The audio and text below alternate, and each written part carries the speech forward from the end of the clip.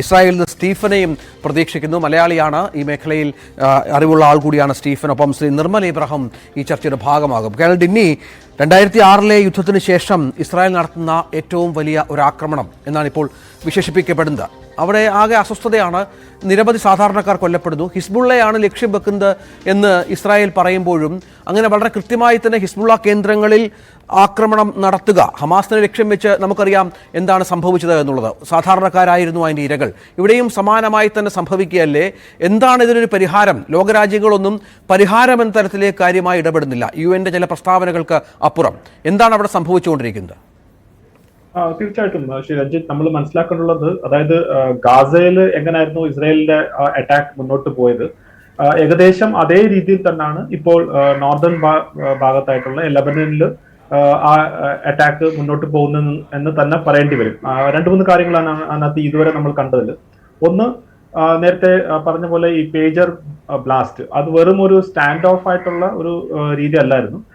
അന്ന് തന്നെ നമ്മൾ ചിലവരെങ്കിലും വിലയിരുത്തിയിരുന്നത് 2 കാരണങ്ങളുണ്ടാവും. ഒന്നീ ആ ഇൻഫർമേഷൻ അവർ കിട്ടി, അത് ഉപയോഗിച്ചു. അതല്ലെങ്കിൽ വലിയൊരു അറ്റാക്ക് നടത്താൻ വേണ്ടി മുന്നോടിയായിട്ട് നടത്തിയ ഒരു അറ്റാക്ക് ആയി നമുക്കതിനെ കരുതാറുണ്ട്. അപ്പൊ എനിക്ക് തോന്നുന്നു ഇപ്പോഴത്തെ അറ്റാക്ക് വെച്ച് നോക്കുമ്പോൾ തീർച്ചയായിട്ടും അങ്ങനെ തന്നെയാണ് അത് കരുതേണ്ടുള്ളത്. അതായത് ലെബനനിലെ ഹിസ്ബുള്ള ടാർഗറ്റ്സിന് ന്യൂട്രലൈസ് ചെയ്യാൻ വേണ്ടി അവര് അതിന് മുൻപായിട്ടുള്ള ഈ ഹിസ്ബുള്ള കമ്മ്യൂണിക്കേഷൻസിനെ തകർക്കുകയും അവരുടെ ലീഡർഷിപ്പിനെ തകർക്കുകയും എന്നുള്ള ലക്ഷ്യത്തിൽ വെച്ചായിരുന്നു ആ പേജർ ബോംബ് ബ്ലാസ്റ്റുകൾ ചെയ്തത്.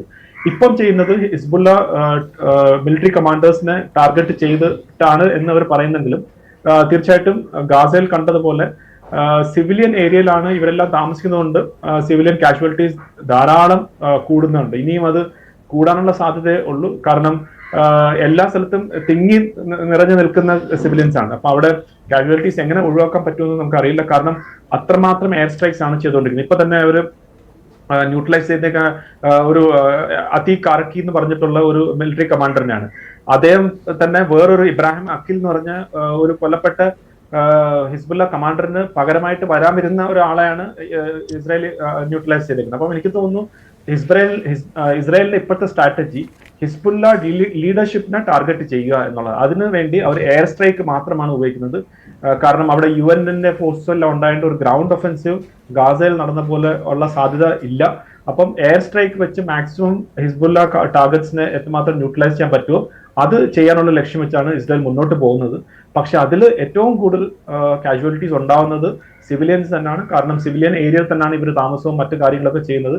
അതിനെ എങ്ങനെ തടയാൻ പറ്റുമെന്നുള്ള ചോദ്യത്തിന് സത്യം പറഞ്ഞാൽ ഇതുവരെ നമുക്ക് ഉത്തരം കിട്ടിയിട്ടില്ല. ഗാസയിൽ പോലും UN എന്തെങ്കിലും ചെയ്യാൻ പറ്റിയെന്ന് നമുക്കറിയാം, ഒന്നും ചെയ്യാൻ പറ്റില്ല. ഗാസയിൽ UN നമുക്കറിയാം എപ്പോഴും ഗാസയിൽ ആക്രമണം നടക്കുന്നുണ്ട്. അഭയാർത്ഥി ക്യാമ്പുകളിൽ പോലും അത്തരം സംഭവങ്ങൾ ആവർത്തിക്കുന്നുണ്ട്. ഇവിടെയും സമാനമായി തന്നെയാണ്. UN ഇടപെടലിനൊക്കെ പരിമിതിയുണ്ട്. UN പറഞ്ഞിരിക്കുന്നത് മറ്റൊരു ഗാസ ആവരുത്, ഗുട്ടാറസ് പറയുകയാണ്, മറ്റൊരു ഗാസ ആവരുത് ലെബനൻ എന്നാണ്. പക്ഷെ അത്തരം ഈ UN പോലും അഭ്യർത്ഥന കേൾക്കാതെയാണ് കാര്യങ്ങൾ മുന്നോട്ട് പോകുന്നത് എന്നുള്ളതാണ്. പക്ഷെ അതിൻ്റെതായ കാരണങ്ങളും ഇസ്രായേലിന് ഉണ്ടാവാം. ശ്രീ പറയൂ സർ. അതായത് ഇപ്പം ഇവരുടെ ഈ ഒരു അറ്റാക്കിന്റെ ഒരു ടൈമിംഗ് നോക്കുകയാണെങ്കിൽ ഇപ്പൊ സെപ്റ്റംബർ ലാസ്റ്റ് വന്നിരിക്കുകയാണ്. അപ്പോൾ നവംബർ മാസത്തിൽ US ഇലക്ഷൻ നടക്കാൻ പോയാണ്. അപ്പൊ ആ എലക്ഷൻ കഴിഞ്ഞ ഒരു പുതിയ പ്രസിഡന്റ് വരെയാണെങ്കിൽ, അതായത് ട്രംപ് വരാണെങ്കിൽ ഈ യുദ്ധം അവസാനിക്കാനുള്ള ഒരു ചാൻസ് ഉണ്ട് എന്ന് പല സ്ഥലത്തു നിന്ന് സംസാരം വരുന്നു. അപ്പൊ അതിന് മുന്നോടിയായിട്ട് ഇസ്രായേലിന് എന്തൊക്കെ ചെയ്യാൻ പറ്റുമോ അത് ചെയ്യാനുള്ള ഒരു രീതിയിലേക്കാണ് എന്ന് കൂടി നമ്മൾ ഇതിന് കൂടെ വായിക്കേണ്ടിയിരിക്കും.